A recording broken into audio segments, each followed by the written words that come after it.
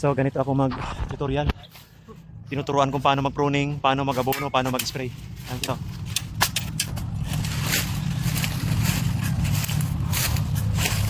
holy shit, just start filling the hole, jeez! so. Oh, dalawa lang ganyan. Tapos ang amber may 4. Tama naman. Tama. Good. So, instruction talaga, kaulaban. Katulad niya, no, kung paano siya mag-round weeding. Ayun. So, ginagawa namin, no, pruning.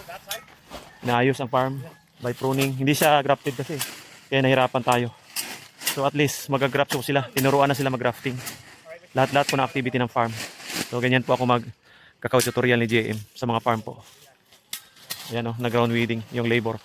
Yun naman nag-abono kung paano mag-abono. Fertilization. Ito naman isa round weeding. Yan po ang diskarte natin mga kaulaban. Isa-isa talaga sila. Dapat matuto sila mag-pruning, matuto mag-abono, matuto mag-spray, fertilization program sa farm kung kailan. Abono lahat-lahat na po.